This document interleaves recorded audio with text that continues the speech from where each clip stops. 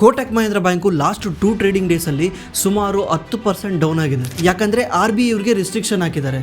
ಏನಂದರೆ ನೀವು ಆನ್ಲೈನಿಂದ ಹೊಸ ಕಸ್ಟಮರ್ನ ಆನ್ಬೋರ್ಡ್ ಮಾಡೋಂಗಿಲ್ಲ, ಆಮೇಲೆ ನೀವು ಹೊಸ ಕ್ರೆಡಿಟ್ ಕಾರ್ಡ್ನ ಇನ್ಮೇಲಿಂದ ಸೆಲ್ ಮಾಡೋಂಗಿಲ್ಲ, ಅದನ್ನು ಸ್ಟಾಪ್ ಮಾಡಬೇಕು ಅಂತ. ಯಾಕಂದರೆ ಕೋಟಕ್ ಮಹೇಂದ್ರ ಬ್ಯಾಂಕ್ದು ಮೇನ್ಲಿ ಫೋಕಸ್ ಬಂದ್ಬಿಟ್ಟು ಆನ್ಲೈನೇ ಇತ್ತು. ಅವ್ರದ್ದು 811 ಅಕೌಂಟ್ ಕೇಳಿರ್ತೀರಲ್ಲ, ಅದು ಆನ್ಲೈನಲ್ಲೇ ಆನ್ಬೋರ್ಡ್ ಆಗೋದು. ತುಂಬ ಅಕೌಂಟ್ಗಳು ಇವರಿಗೆ ಆನ್ಲೈನಿಂದನೇ ಆಗ್ತಾ ಇತ್ತು. ಇವರು ಅದರಿಂದ ಫಿಸಿಕಲ್ ಬ್ರಾಂಚ್ನ ಜಾಸ್ತಿ ಓಪನೇ ಮಾಡಿಲ್ಲ. 2020ನಲ್ಲಿ ಇವ್ರದ್ದು ಬ್ರಾಂಚ್ ಇದ್ದಿದ್ದು 1600 ಬ್ರಾಂಚು, ಇವಾಗಿರೋದು 1860 ಬ್ರಾಂಚು. ಲಾಸ್ಟ್ 4 ವರ್ಷದಲ್ಲಿ ಕೇವಲ 260 ಬ್ರಾಂಚ್ನ ಮಾತ್ರ ಜಾಸ್ತಿ ಮಾಡ್ಕೊಂಡು ಹೋಗಿದ್ದಾರೆ. ಯಾಕಂದರೆ ಇವ್ರದ್ದು ಮೇನ್ಲಿ ಫೋಕಸ್ ಬಂದ್ಬಿಟ್ಟು ಆನ್ಲೈನ್ ಮೇಲೆ ಫೋಕಸ್ ಮಾಡಿದ್ದಾರೆ. ಇದರಿಂದ ಏನಾಗ್ತಿದೆ, ಇವ್ರದ್ದು ಆನ್ಲೈನ್ ಬಿಸ್ನೆಸ್ ರ್ಯಾಪಿಡ್ಲಿ ಗ್ರೋ ಆಗ್ತಾ ಇದೆ. ಅದೇ ಥರನೇ ಇವ್ರದ್ದು ಆನ್ಲೈನ್ ಇನ್ಫ್ರಾಸ್ಟ್ರಕ್ಚರ್ನ ಇವರು ಅದೇ ಥರನೇ ಗ್ರೋ ಮಾಡ್ಕೊಂಡು ಹೋಗಿಲ್ಲ. ಯಾಕಂದರೆ ಅದು ಜಾಸ್ತಿ ಗ್ರೋ ಆಗ್ತಾ ಇದೆ, ಇದು ಅಷ್ಟು ಜಾಸ್ತಿ ಗ್ರೋ ಆಗ್ತಿಲ್ಲ. ಇವಾಗ ಏನಾಗಿದೆ, ತುಂಬ ಜನ ಕಸ್ಟಮರ್ ರೀಸೆಂಟ್ಲಿ RBI ಕಂಪ್ಲೇಂಟ್ ಮಾಡಿದ್ದಾರೆ, ಇವ್ರದ್ದು UPI ಸರಿಯಾಗಿ ವರ್ಕ್ ಆಗ್ತಾ ಇಲ್ಲ, ದುಡ್ಡು ವಿಡ್ರಾ ಮಾಡೋಕೆ ಹೋದ್ರೆ ಪ್ರಾಬ್ಲಮ್ ಆಗ್ತಾ ಇದೆ, ನೆಟ್ ಬ್ಯಾಂಕಿಂಗ್ ಲಾಗಿನ್ ಸರಿಯಾಗಿ ಆಗ್ತಾ ಇಲ್ಲ ಅಂತ ತುಂಬ ಕಂಪ್ಲೇಂಟ್ ಮಾಡಿದ್ದಾರೆ. ಅದಕ್ಕೇ RBI ಈ ಥರ ಡಿಸಿಷನ್ ತಗೊಂಡಿದೆ. ಇದೊಂದೇ ಅಲ್ಲ, RBI 2020ರಲ್ಲಿ HDFC ಬ್ಯಾಂಕಿಗೂ ಇದೇ ಹೇಳಿತ್ತು. ಏನಂದರೆ ಅವ್ರಿಗೆ ನೀವು ಕ್ರೆಡಿಟ್ ಕಾರ್ಡ್ನ ಸೆಲ್ ಮಾಡೋಂಗಿಲ್ಲ, ಯಾಕಂದರೆ ನಿಮ್ಮದು ಡಿಜಿಟಲ್ ಇನ್ಫ್ರಾಸ್ಟ್ರಕ್ಚರ್ ಡೌನ್ ಇದೆ, ಫಸ್ಟ್ ಅದನ್ನು ಸರಿ ಮಾಡ್ಕೊಳ್ಳಿ, ಆಮೇಲೆ ನಾನು ನಿಮಗೆ ಅಪ್ರೂವ್ ಕೊಡ್ತೀನಿ ಕ್ರೆಡಿಟ್ ಕಾರ್ಡ್ ಸೆಲ್ ಮಾಡೋಕ್ಕೆ ಅಂತ. ಒಂದ್ಸಲ ಬ್ಯಾನ್ ಹಾಕಿದ್ಮೇಲೆ ನೆಕ್ಸ್ಟ್ 6 ಮಂತ್ ಆದಮೇಲೆ ಅದನ್ನು ಲಿಫ್ಟ್ ಮಾಡ್ತಾರೆ, ಫುಲ್ಲಿ ಎಲ್ಲ ಆಫ್ ಲಿಫ್ಟ್ ಮಾಡ್ತಾರೆ.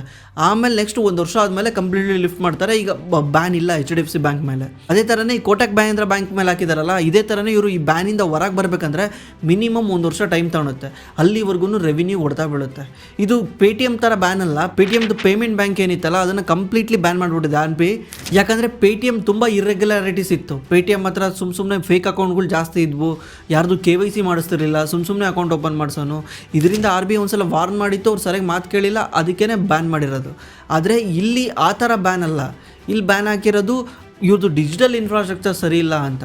ಒನ್ಸ್ ಇವರು ಅದನ್ನು ಇಂಪ್ರೂವ್ ಮಾಡ್ಕೊಂಡ್ಮೇಲೆ RBI ಇದನ್ನು ಲಿಫ್ಟ್ ಮಾಡುತ್ತೆ. ಬಟ್ ಆದರೆ ಅಲ್ಲಿವರೆಗೂ ಇವ್ರಿಗೆ ರೆವಿನ್ಯೂ ಡೌನ್ ಆಗುತ್ತೆ. ಯಾಕಂದರೆ ಇವ್ರದ್ದು ರೀಸೆಂಟ್ ಡೇಸಲ್ಲಿ 95% ಆಫ್ ದಿ ಏನು ಪರ್ಸ್ನಲ್ ಲೋನ್ನ ಇವರು ಜಸ್ಟ್ ಆನ್ಲೈನಿಂದ ಸೆಲ್ ಮಾಡಿದ್ದಾರೆ. ಅದೇ ರೀತಿ 99% ಆಫ್ ದಿ ನ್ಯೂ ಕ್ರೆಡಿಟ್ ಕಾರ್ಡ್ನ ಇವರು ಆನ್ಲೈನ್ ಥ್ರೂ ಸೆಲ್ ಮಾಡ್ತಿದ್ದಾರೆ.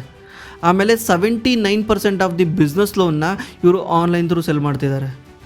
ಅದಲ್ದಲೆ ಇವ್ರಿಗೆ 76% FD ಮತ್ತು RD ಡಿಜಿಟಲ್ ಪ್ಲಾಟ್ಫಾರ್ಮಿಂದ ಬರ್ತಾ ಇತ್ತು. ಈಗೇನಾಗುತ್ತೆ, ಇದೆಲ್ಲ ಸ್ಟಾಪ್ ಆಗೋಗುತ್ತೆ. ಈಗ ಇವ್ರದ್ದು ಟೋಟಲ್ ಅಡ್ವಾನ್ಸಸ್ ಅಂದರೆ ಇವ್ರು ಟೋಟಲ್ ಲೋನ್ ಕೊಡ್ತಾರಲ್ಲ, ಅದರಲ್ಲಿ 5% ಆಫ್ ದಿ ಲೋನು ಅದು ಪರ್ಸ್ನಲ್ ಲೋನಿಂದ ಕೊಡ್ತಾಯಿದ್ರು. ಆಮೇಲೆ 3.7% of the loan credit card loan ಇತ್ತು. ಅದು ಇಯರ್ ಆನ್ ಇಯರ್ 33% ಗ್ರೋ ಆಗ್ತಾ ಇತ್ತು. ಕ್ರೆಡಿಟ್ ಕಾರ್ಡು 52% ಗ್ರೋ ಆಗ್ತಾ ಇತ್ತು. ಇವಾಗ ಏನಾಗುತ್ತೆ, ಇದು ಎಂಟೈರ್ ಬಿಸ್ನೆಸ್ ಇದು 9% ಆಫ್ ದಿ ಟೋಟಲ್ ಲೋನ್ ಬುಕ್ಕಲ್ಲಿ 9% ಇದೆ, 9% ಡೌನ್ ಆಗೋಗುತ್ತೆ. ಅದನ್ನು ಬೇರೆ ಕಡೆ ಅದನ್ನು ಶಿಫ್ಟ್ ಮಾಡ್ಬೋದು ಇವರು. ಬಟ್ ಆದರೂ ಈ ಪರ್ಸ್ನಲ್ ಲೋನು ಮತ್ತು ಬಿಸ್ನೆಸ್ ಲೋನ್ ಇದ್ವಲ್ಲ, ಇದು ತುಂಬ ಹೈ ಈಲ್ಡ್ ಲೋನ್ಗಳು. ಇದು ಇವ್ರಿಗೆ ಒಳ್ಳೆ ಇಂಟ್ರೆಸ್ಟ್ ರೇಟ್ನ ತಂದು ಕೊಡ್ತಿದ್ವು. ಇದರಿಂದ ಇವ್ರದ್ದು ನೆಟ್ ಇಂಟ್ರೆಸ್ಟ್ ಮಾರ್ಜಿನ್ ಜಾಸ್ತಿ ಇತ್ತು. ಇವ್ರದ್ದು ಇಂಡಸ್ಟ್ರಿನಲ್ಲೇ ಹೈಯೆಸ್ಟ್ ನೆಟ್ ಇಂಟ್ರೆಸ್ಟ್ ಮಾರ್ಜಿನ್ ಇದೆ. ನೀವು IDFC ಫಸ್ಟ್ ಬ್ಯಾಂಕ್ ಬಿಟ್ಟರೆ, IDFC ಫಸ್ಟ್ ಬ್ಯಾಂಕ್ ಬಂದ್ಬಿಟ್ಟು ಮಿಡ್ ಕ್ಯಾಪ್ ಕಂಪ್ನಿ, ಇದು ಲಾರ್ಜ್ ಕ್ಯಾಪಲ್ಲೇ ಹೈಯೆಸ್ಟ್ ನೆಟ್ ಇಂಟ್ರೆಸ್ಟ್ ಮಾರ್ಜಿನ್ ಇರೋ ಕಂಪ್ನಿ ಇದು. ಇವಾಗ ಏನಾಗುತ್ತೆ, ನೆಟ್ ಇಂಟ್ರೆಸ್ಟ್ ಮಾರ್ಜಿನ್ ಡೌನ್ ಆಗುತ್ತೆ. ಇವಾಗ ರೀಸೆಂಟ್ಲಿ ಇವ್ರದ್ದು ನೆಟ್ ಇಂಟ್ರೆಸ್ಟ್ ಮಾರ್ಜಿನ್ ಇದ್ದಿದ್ದು 5.22, ಇವ್ರದ್ದು ನೆಟ್ ಇಂಟ್ರೆಸ್ಟ್ ಮಾರ್ಜಿನ್ ಇದ್ದಿದ್ದು. ಇವಾಗ ನನ್ನ ಪ್ರಕಾರ ಏನಾಗ್ಬೋದು ಅಂದರೆ ಅದು 4.5 ಬರ್ಬೋದು. ಅಂದರೆ ಆಲ್ಮೋಸ್ಟ್ 70 ಬೇಸಿಸ್ ಪಾಯಿಂಟು ಇವ್ರದ್ದು ನೆಟ್ ಇಂಟ್ರೆಸ್ಟ್ ಮಾರ್ಜಿನಲ್ಲಿ ಡೌನ್ ಆಗುತ್ತೆ. ಇದರಿಂದ ರೆವಿನ್ಯೂ ಕೂಡ ಡೌನ್ ಆಗುತ್ತೆ. 9% ಲೋನ್ ಬುಕ್ಕೇ ಡೌನ್ ಆಗೋಯ್ತು. ಆಮೇಲೆ ನೆಟ್ ಇಂಟ್ರೆಸ್ಟ್ ಮಾರ್ಜಿನು ಡೌನ್ ಆಗೋಯ್ತು. ಆಮೇಲೆ ಇವ್ರದ್ದು ಲಯಬಿಲಿಟಿ ಏನಿದೆಯಲ್ಲ, ಲಯಬಿಲಿಟಿ ಅಂದರೆ ಇವ್ರದ್ದು ಈಗ ಕಸ್ಟಮರ್ ಹತ್ರ ಡೆಪಾಸಿಟ್ ಇಸ್ಕೊಂಡೆ ತಾನು ಇನ್ನೊಬ್ರಿಗೆ ಕೊಡೋಕ್ಕಾಗುತ್ತೆ. ಈಗ ಡೆಪಾಸಿಟ್ಗಳು ಬರೋದು ಕಮ್ಮಿ ಆಗುತ್ತೆ. ಅಷ್ಟು ಫಾಸ್ಟಾಗಿ ಇವ್ರು ರಿಕವರ್ ಆಗೋಕ್ಕಾಗಲ್ಲ. ಯಾಕಂದರೆ ಆಫ್ಲೈನ್ ಬ್ರ್ಯಾಂಚನ್ನ ಅಷ್ಟು ಫಾಸ್ಟಾಗಿ ಓಪನ್ ಮಾಡೋಕೆ ಹೋದರೆ ಮತ್ತೆ ಕಾಸ್ಟ್ ಟು ಇನ್ಕಮ್ ಕೂಡ ಜಾಸ್ತಿ ಆಗುತ್ತೆ. ಈ ಕಾಸ್ಟ್ ಟು ಇನ್ಕಮ್ ಅಂದರೆ ₹100 ದುಡಿಯೋಕ್ಕೆ ನೀನು ಎಷ್ಟು ಖರ್ಚು ಮಾಡ್ತಿದ್ಯಾ ಅಂತ. ಈಗ ಮತ್ತೆ ಅವನೇನಾದರೂ ಬ್ರಾಂಚಸ್ ಎಲ್ಲ ಜಾಸ್ತಿ ಮಾಡಿ ಹೊಸ ಎಂಪ್ಲಾಯ್ಗಳನ್ನ ಆಫ್ಲೈನ್ ಪ್ರೊಸೆಸ್ ಮಾಡೋಕ್ಕೋಸ್ಕರ ಹೈರ್ ಮಾಡಿದ್ರೆ ಏನಾಗುತ್ತೆ, ಮತ್ತೆ ಕಾಸ್ಟ್ ಜಾಸ್ತಿ ಆಗೋಗುತ್ತೆ, ಕಾಸ್ಟು ಇನ್ಕ್ರೀಸ್ ಆಗುತ್ತೆ. ₹100 ದುಡಿಯೋಕ್ಕೆ ಮತ್ತೆ 55, 56 ಈ ಥರ ಖರ್ಚು ಮಾಡಬೇಕಾಗುತ್ತೆ. ಇವ್ರದ್ದು ಇವಾಗ currently cost to income ratio ಇರೋದು 48%. ಅದು ಏನಾದರೂ 51% ಹೋದರೂ ಕೂಡ ನೆಟ್ ಪ್ರಾಫಿಟಿಗೆ ಕೊಡ್ತಾ ಬೀಳುತ್ತೆ. ನನ್ನ ಪ್ರಕಾರ ಇವ್ರದ್ದು ಟೋಟಲ್ ನೆಟ್ ಪ್ರಾಫಿಟು ಲಾಸ್ಟ್ ಇಯರ್ಗೂ ಮುಂದಿನ ವರ್ಷಕ್ಕೆ ಕಂಪೇರ್ ಮಾಡಿದ್ರೆ 20% ಡೌನ್ ಇರುತ್ತೆ. ಇಷ್ಟು RBIಯಿಂದ ಕೋಟಕ್ ಮಹೇಂದ್ರ ಬ್ಯಾಂಕಿಗೆ ತೊಂದರೆ ಆಗುತ್ತೆ. ಆ್ಯಕ್ಚುಲಿ ಕೋಟಕ್ ಮಹೇಂದ್ರ ಬ್ಯಾಂಕ್ದು ಪಾಸಿಟಿವಿಟಿ ಏನಂದರೆ, ನೀವು ಲಾಸ್ಟ್ 20 ವರ್ಷದಿಂದನೂ ಇಂಡಿಯನ್ ಬ್ಯಾಂಕ್ಗಳಲ್ಲಿ ಅವ್ರದ್ದು ಅಸೆಟ್ ಕ್ವಾಲಿಟಿನ ಚೆಕ್ ಮಾಡಿ ನೋಡಿ. ಅಸೆಟ್ ಅಂಡ್ ಕ್ವಾಲಿಟಿ ಅಂದರೆ ಅವರು ಲೋನ್ ಕೊಟ್ಟಿರೋದು, ಯಾರಿಗೆ ಲೋನ್ ಕೊಟ್ಟಿರ್ತಾರಲ್ವಾ, ಈ ಬ್ಯಾಂಕಿಗೆ ಅಸೆಟ್ ಅಂದರೆ ಏನು, ಲೋನೇನೆ. ಅವರೊಬ್ಬರಿಂದ ಲೋನ್ ಕೊಟ್ಟು ಅದರಿಂದ ಇಂಟ್ರೆಸ್ಟ್ ಬರುತ್ತೆ ಬ್ಯಾಂಕಿಗೆ, ಅದಕ್ಕೆ ಅದನ್ನು ಅಸೆಟ್ ಅಂತ ಕರಿತೀವಿ. ಅಸೆಟ್ ಕ್ವಾಲಿಟಿ ನೀವು ಚೆಕ್ ಮಾಡಿ ನೋಡಿ. Kotak Mahindra bank HDFC bank ಇದ್ದಂಗೆ ಇನ್ಯಾರ್ದೂ ಇಲ್ಲ. ಯಾಕಂದರೆ ಅವರು ಅಷ್ಟು ಸೂಪರಾಗಿ ಮ್ಯಾನೇಜ್ ಮಾಡ್ಕೊಂಡು ಬಂದಿರ್ತಾರೆ. ಅಷ್ಟು ಸೂಪರಾಗಿ ಅವರು ಲೋನ್ ಕೊಡಬೇಕಾದ್ರೂ ಕೂಡ ತುಂಬ ಅದನ್ನು ಕ್ವೈರಿ ಮಾಡಿ ಲೋನ್ ಕೊಡ್ತಾರೆ. ಅವಾಗ ಏನಾಗುತ್ತೆ, ಒಳ್ಳೆಯವ್ರಿಗೆ ಲೋನ್ ಕೊಟ್ಟಿದ್ದಾರೆ ಅಂತ. ಅದಕ್ಕೆ ಇವ್ರದ್ದು ಲಾಸ್ಟ್ 20 ವರ್ಷದಲ್ಲಿ ನೆಟ್ ಎನ್ ಪಿ ಎ 1%ಗಿಂತ ಮೇಲೆ ಹೋಗೇ ಇಲ್ಲ. ಈಗಲೂ ಕೂಡ ಇವ್ರದ್ದು net N P A HDFC bank ಬಿಟ್ಟರೆ ಇವ್ರದ್ದೇ ಇರೋದು 0.34% ಇದೆ. ಅಂದರೆ 100 ರೂಪಾಯಿ ಇವರು ಏನಾದರೂ ಲೋನ್ ಕೊಟ್ಟಿದ್ದಾರೆ ಅಂದರೆ ಅದರಲ್ಲಿ 34 ಪೈಸಾ ಮಾತ್ರ ವಾಪಸ್ ಬಂದಿಲ್ಲ ಅಂತ ಅರ್ಥ. ಇನ್ನು ಉಳಿದಿದ್ದು ವಾಪಸ್ ಬರ್ತಿದೆ.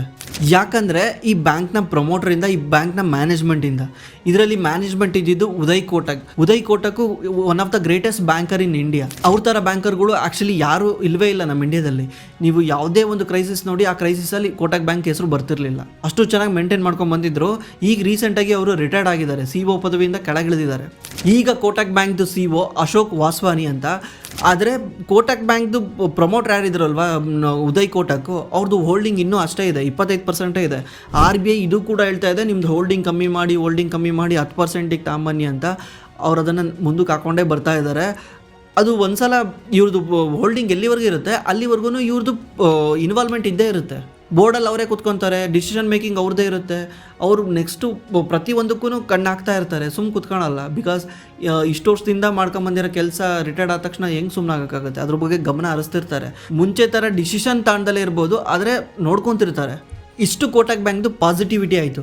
ಆಮೇಲೆ ನೀವು ಕೋಟಕ್ ಬ್ಯಾಂಕಲ್ಲಿ ಇನ್ವೆಸ್ಟ್ ಮಾಡ್ಬೇಕಾದ್ರೆ ಇದೊಂದು ನೋಡಬೇಕು, ಕೋಟಕ್ ಬ್ಯಾಂಕ್ದು ಜಸ್ಟ್ ಬ್ಯಾಂಕ್ ಅಷ್ಟೇ ಅಲ್ಲ, ಇವ್ರದ್ದು ಬೇರೆ ಬೇರೆ ಸಬ್ಸಿಡರೀಸ್ ಇದ್ದಾವೆ. Kotak securities, Kotak life insurance, Kotak AMC mutual fund ಇದೆಯಲ್ಲ ಅದು ಕೂಡ ಇದೆ. ಆಮೇಲೆ ಇವ್ರದ್ದು ಕೋಟಕ್ ಇಂಟರ್ನ್ಯಾಷನಲ್ ಸಬ್ಸಿಡರೀಸ್ ಕೂಡ ಇದೆ.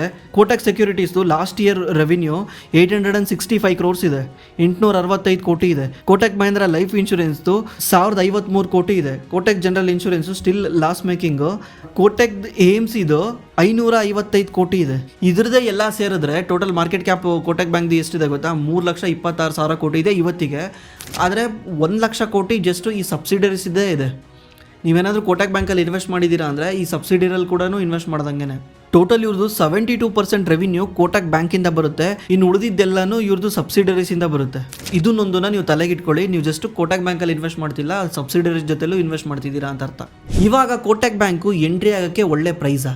ಆ್ಯಕ್ಚುಲಿ ಅದನ್ನು ನಾವು ಬಾಯಿ ಮಾತಲ್ಲಿ ಹೇಳಿದ್ರೆ ಗೊತ್ತಾಗಲ್ಲ, ನಾವು ಅದನ್ನು ಕ್ಯಾಲ್ಕುಲೇಷನ್ ಮಾಡಿ ನೋಡೋಣ, ಇದು ಒಳ್ಳೆ ಪ್ರೈಸಾ ರಾಂಗ್ ಪ್ರೈಸಾ ಅಂತ. ಇವಾಗ ಏನು ನಾವು ಡಿಸ್ಕಸ್ ಮಾಡ್ತೀವಲ್ಲ, ಇದೆಲ್ಲ ಕೂಡ ಎಜುಕೇಷನ್ ಪರ್ಪಸ್ಗೋಸ್ಕರ ಅಷ್ಟೇ. ಇಲ್ಲಿ ಯಾವುದೇ ಥರ ಸ್ಟಾಕ್ ರೆಕಮೆಂಡೇಷನ್ ಇಲ್ಲ. ನೀವು ಯಾವುದೇ ಥರ ಸ್ಟಾಕ್ನ ಬೈ ಮಾಡಿಬಿಟ್ಟು ನಾಳೆ ಡೌನ್ ಆಯಿತು ಅದಾಯಿತು ಅಂತ ಬಂದು ಕಾಮೆಂಟ್ ಮಾಡಿದ್ರೆ ನನ್ನ ಜವಾಬ್ದಾರಿ ಅಲ್ಲ. ಯಾಕಂದರೆ ಇನ್ಫಾರ್ಮೇಷನ್ ಕೊಡೋದಷ್ಟೇ ನನ್ನ ಜವಾಬ್ದಾರಿ. ಇಲ್ಲಿ ನಾವು ಯಾವುದೇ ಥರ ಸ್ಟಾಕ್ ರೆಕಮೆಂಡೇಷನ್ ಕೊಡಲ್ಲ. ನೀವು DCF ಕ್ಯಾಲ್ಕುಲೇಟರ್ ಓಪನ್ ಮಾಡಿ, ನಾನು ಆಲ್ರೆಡಿ ಒಂದ್ಸಲ ತೋರಿಸಿದ್ದೀನಿ DCF ಕ್ಯಾಲ್ಕುಲೇಟರ್ ಯಾವ ಥರ ಯೂಸ್ ಮಾಡೋದಂತ. ಆ ವಿಡಿಯೋ ಇಲ್ಲಿ ಬರುತ್ತೆ, ಅದನ್ನ ಹೋಗಿ ಚೆಕ್ ಮಾಡಿ. ನೀವು ಆ ವಿಡಿಯೋ ನೋಡ್ಕೊಂಡು ಬೇಕಿರೋ ನೀವು ಯಾವ ಕಂಪ್ನಿದು ಬೇಕಾದ್ರೂ DCFನ ನೀವು ಚೆಕ್ ಮಾಡ್ಬೋದು. ಯಾವ ಕಂಪ್ನಿದು ಬೇಕಾದ್ರೂ ನೀವು DCF ನೋಡಿ ವ್ಯಾಲ್ಯೂ ಕಂಡುಹಿಡಿಬೋದು, ಇದು ಒಳ್ಳೆ ಪ್ರೈಸ್ ಎಂಟ್ರಿ ಆಗೋಕ್ಕೆ ಅಂತ. DCF ಕ್ಯಾಲ್ಕುಲೇಟರ್ ಫಿನಾಲಜಿ ಅಂತ ಸರ್ಚ್ ಮಾಡಿ, ಈ ಪೇಜ್ ಬರುತ್ತೆ. ಈ ಪೇಜಲ್ಲಿ ಇನಿಷಿಯಲ್ ಫ್ರೀ ಕ್ಯಾಶ್ ಫ್ಲೋ ಅಂತ ಕೇಳ್ತಾ ಇದೆ. ಇದನ್ನು ನಾನು ಲಾಸ್ಟ್ ಇಯರ್ದು ಇವ್ರದ್ದು ಟೋಟಲ್ ಪ್ರಾಫಿಟ್ ಇರುತ್ತಲ್ಲ ಅದನ್ನು ಹಾಕ್ತೀನಿ. ಯಾಕಂದರೆ ಬ್ಯಾಂಕಲ್ಲಿ ಫ್ರೀ ಕ್ಯಾಶ್ ಫ್ಲೋ ಇರಲ್ಲ. ಇದನ್ನ ಹಾಕೋದ್ರೂ ನಡೆಯುತ್ತೆ, ನೆಟ್ ಪ್ರಾಫಿಟ್ ಹಾಕೋದ್ರೂ ನಡೆಯುತ್ತೆ. ಡಿಸ್ಕೌಂಟೆಡ್ ರೇಟ್ ಬಂದ್ಬಿಟ್ಟು ನಾನು 12% ಹಾಕ್ತೀನಿ. ಯಾಕಂದರೆ ಇದೇ ದುಡ್ಡನ್ನ ನಾನೇನಾದ್ರೂ ಕೋಟಕ್ ಬ್ಯಾಂಕಲ್ಲಿ ಇನ್ವೆಸ್ಟ್ ಮಾಡೋ ಬದಲು ನಾನೇನಾದ್ರೂ ನಿಫ್ಟಿನಲ್ಲಿ ಇನ್ವೆಸ್ಟ್ ಮಾಡಿದ್ದಿದ್ರೆ ನನಗೆ ಎಷ್ಟು ರಿಟರ್ನ್ ಸಿಗ್ತಿತ್ತು ಅಂದರೆ 12% ಸಿಗ್ತಿತ್ತು. ಅದನ್ನೇ ನಾನು ಕೋಟಕ್ ಬ್ಯಾಂಕಲ್ಲಿ ಇನ್ವೆಸ್ಟ್ ಮಾಡಿದ್ದೀನಿ, ನನಗೆ ಮಿನಿಮಮ್ 12% ಸಿಗಲೇಬೇಕು. ಇದರಲ್ಲಿ ಇಯರ್ ಆನ್ ಇಯರ್ ಗ್ರೋತ್ ಬಂದ್ಬಿಟ್ಟು 15% ಹಾಕಿದ್ದೀನಿ. ಟರ್ಮಿನಲ್ ಗ್ರೋತ್ ಬಂದ್ಬಿಟ್ಟು 2%. ಮಾರ್ಕೆಟ್ ಕ್ಯಾಪ್ ಬಂದ್ಬಿಟ್ಟು 3,25,000 crores. ಕರೆಂಟ್ ಶೇರ್ ಪ್ರೈಸ್ ಬಂದ್ಬಿಟ್ಟು 1640 ಇದೆ.